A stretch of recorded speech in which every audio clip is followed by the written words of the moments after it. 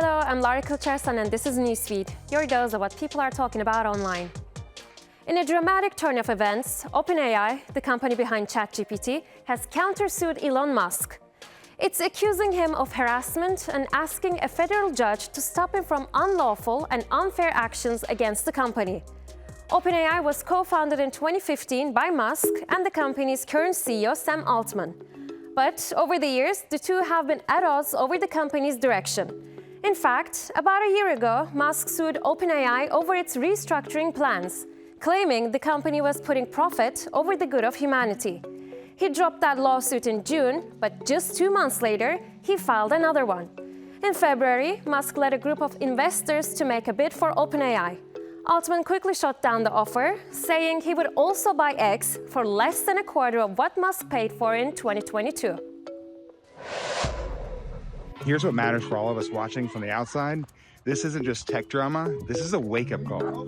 Because what's really on trial here isn't just corporate structure, it's values, it's trust, it's the idea that the technology shaping our future should actually reflect some kind of accountability. Look, whether that's to the public, to investors, or to the original mission it started with, I mean, look, I'm not gonna sit here and pretend I know every detail of the case, but I will say this, when you build something powerful, and AI is definitely powerful, y'all, you better know what your North Star is. Because if your mission gets blurry, if your vision gets hijacked by profit, politics, power, right, you lose the one thing no technology can ever replace. And that's human trust, like our trust, right? And here's where it ties back to what I talk about all the time. It's not just about what you build.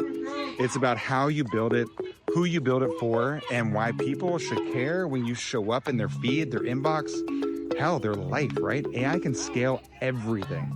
But if what you're scaling is confusion, misalignment, or total lack of purpose, you're just accelerating chaos. Shifting from Elon Musk versus OpenAI to a more positive way in which artificial intelligence is helping humanity. A European Climate Research Institute is now using AI to predict wildfires with greater accuracy. The organization has developed a new tool called the Probability of Fire model.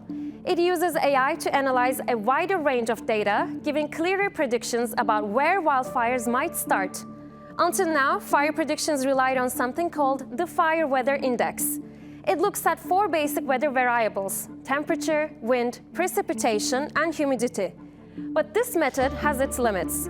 Climate experts say it doesn't account for things like the vegetation, which acts as fuel, and potential ignition sources. Here we present a new method to forecast fire danger. It uses machine learning method to combine a lot of information, not only weather, but also fuel in terms of availability and dryness, and most importantly, source of ignitions. So where people live, road access to places. This is a substantial advancement on what was done before, because previous method only used weather. What we try to do here is we try to incorporate more data into a machine learning framework. So although a lot of this data can't be explained physically, we can use machine learning to get a better forecast using that data without the knowledge of the physics underlying it. So we incorporate fuel, ignition sources, and also the existing weather that we previously used in the machine learning model to predict not just fire danger, but the probability that a fire might occur in a given location. From forecasting fires to finding the perfect movie, Netflix is now testing out AI search engines. Have you ever wanted to find a show that perfectly matches your current mood? Netflix is making that possible with its new AI-powered search engine. Netflix's innovative search engine uses OpenAI's advanced capabilities to allow mood-based searches. Currently testing in Australia and New Zealand on iOS devices, it plans to expand to the US and other markets soon. While initially limited to iOS, this feature enhances user experience by providing personalized recommendations and highlights the evolving role of AI in entertainment. Netflix's AI search engine marks a significant step towards more personalized entertainment. The trial is still in the early stages and is expected to be expanded to the US in the coming weeks. Subscribers will get to choose if they want to opt in and test out the new feature. Apart from searching based on mood, users will also have the ability to find content based on natural language. The feature is currently only available on iOS. It's unclear whether the tests will be rolled out onto other operating systems. ChatGPT users gather around. There's a new trend to try. In our fast-paced tech era, we've already left those Ghibli-style images behind. Now, it's all about creating our own AI-generated dolls. This trend started with LinkedIn users, and it seems everyone across social media is jumping on the bandwagon. While creating an AI action figure is great fun, it's facing a backlash from creatives and animation fans. There are also ethical, environmental impact, and copyright concerns. And let's be real, ChatGPT's failed attempts aren't exactly helping its case. You think AI is coming for your job? Fear not. I want to show you what it produced for me when I prompted it to make me an AI doll. I'm genuinely so confused. I first prompted it with this photo and I gave it a bunch of things that I like. Sourdough, Twilight, like pickleball, you know. This was the first result. Like, okay. I was wearing sunglasses, so I was like, maybe they can't tell that I'm Asian. So I prompted it again with this photo and I thought, okay, it's gonna pick up on my face better because I'm not wearing sunglasses. And also I told it to emulate more of the style that I have in this photo. Dead ass, this was the result. Huh? At this point, it's like insane. So I gave it this photo one last time and I said specifically, I am Asian. And this is what it gave me. And it's the closest, obviously. Like, I too am a gorgeous Asian woman, but like, this is not me. And this outfit also came out of nowhere. So I would say if you're worried about your job being replaced by AI, you've got some time. There's a movement aiming to take social media out of the hands of billionaires and put it back where it belongs, with the users. It's a campaign called Free Our Feeds, led by a group of tech entrepreneurs. Their goal is simple: to build a digital ecosystem that can't be controlled by a single person or company. They're tackling this at a time when many are getting fed up with the current state of social media. Think about it, Meta dissolved its fact-checking program, while X has loosened restrictions on hate speech and disinformation. These incidents are increasingly pushing people to look for alternatives or even just disconnect entirely. Free Our Feeds wants to build on Blue Sky's technology, which provides a shared language, allowing computer servers to communicate more freely. Do you remember when memes were only something a select few would get?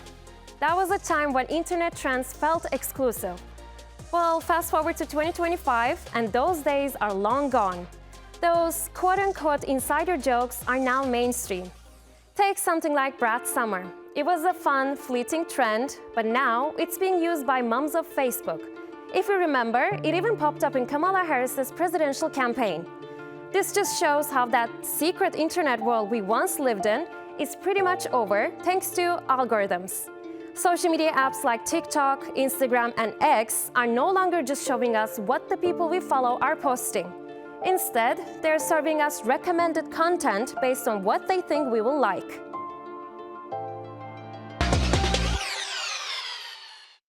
I started digging and digging until I found this. A wonderland where anything you can imagine is possible. As long as what you imagine can be built out of blocks.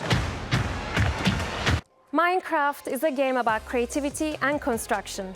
But the latest movie adaptation? Well, it is a box office hit, but a headache for cinemas. Warner Brothers' latest video game adaptation, a Minecraft movie starring Jason Momoa, Jack Black, Danielle Brooks, Emma Myers, and Sebastian Hansen, has grossed over $500 million globally since its April 4 release. The film follows 4 misfits who get pulled into a blocky virtual world, and they must find their way back home. But while ticket sales are booming, cinema staff across the world are facing chaos.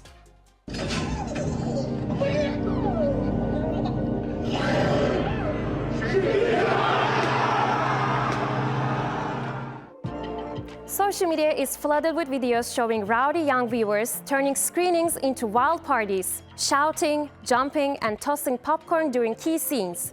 One viral clip even shows a masked audience member holding up a live chicken during the chicken jockey scene. The situation has gotten so out of hand that theaters are now taking action. Some are requiring minors to be accompanied by adults. A group of 50 moviegoers had to be removed by police from a screening in the US. Others have responded by offering designated rowdy screenings to keep the chaos contained. As the viral frenzy continues, theaters are urging moviegoers to respect staff, especially those stuck cleaning up the aftermath. But what is so special about the chicken jockey scene? The chicken jockey scene isn't long or even that important in the movie. It's really just a funny moment. In the scene, Jason Momoa gets thrown into a boxing ring to fight a chicken. Suddenly, a box drops from the ceiling, and a baby zombie riding a chicken pops out, laughing and knocking Jason down. This moment always gets big reactions, with fans singing along, interacting with the character, and even cheering and shouting "chicken jockey." So, why did this scene go viral? In Minecraft, the chicken jockey is a rare, hostile mob. Because of how rare it is, the scene became a funny reference and a nod to fans. Plus, the chicken jockey has caused a big boost in merchandise sales. Fans have been buying collectibles like special popcorn buckets from cinemas and McDonald's toys. Ever caught yourself thinking, talking, or even texting like your bestie? It's not that you're two peas in a pod, it's actually social psychology. When it comes to influence, forget the people with thousands of followers. Your best friend may exert more control over you. It's backed by science, and honestly, it's kind of adorable. There's a thing called communication accommodation theory that basically shows that when we really like someone, we start subconsciously mirroring their speech patterns. Same tone, same pace, same wacky phrases. Like we were playing cards the other night with a couple, some of our very best friends, and when something good happens, one of them always goes, "Yo!" Now, his wife, who could not be more different than him, scores high on the next round and goes, "Yo!" I could not stop thinking about it because it just did not seem like something that she would do. What's happening is linguistic convergence. And it's literally our brain's way of saying, I like you, I want to be close to you, so I'm low-key gonna start acting like you. The closer that we are to someone or the closer we want to be to someone, the more that we do this. And the best part is that when the other person hears it, they actually feel more connected to us, they start trusting us more, and our little invisible bond gets even stronger. So the next time you catch yourself saying your bestie's little catchphrase, don't cringe, it's just science saying you found your people. When your space flows, so does your life. That's why some people obsess over making their homes feel cozy, cool, or slick. But what if it's not just about the decor? Enter Feng Shui, an ancient Chinese practice that's all about arranging your space to boost your energy, whether at home or work. Here's the twist: even your building's location can shape your life. Since you can't change its location, are you ready to convince your landlord to make some adjustments? David and I actually found the perfect house. It was shot down immediately, not by my mom, but by her fortune teller. According to Chinese feng shui, it's this term called lu chong, meaning that it's like facing a dead-end street or something. I didn't think it was a big deal. It is a big deal. Let me explain why. Lu chong translates to road rush, which affects houses at the end of T-junctions. Such houses are usually cheap and unwanted because the road represents a poison arrow, which is very bad feng shui. Why? Because the road is very strong and you constantly feel exposed and on the edge, especially from cars hitting you. Firstly, ensure windows are never floor to ceiling and even close your curtains, but we need more protection. To deal with this, you need to actually build protective measures like a wall. If you cannot build a huge wall, at least a strong brick planter with nice tall plants. And be sure to divert the path to the door away from the road. Some say use a bagua mirror, it's not good enough, and don't put a huge tree in front of your house as that's bad feng shui in itself. Try to spread plants around in an aesthetic way. So, now you know! And that's our show. Find our latest stuff on YouTube and do subscribe to our channel. See you soon.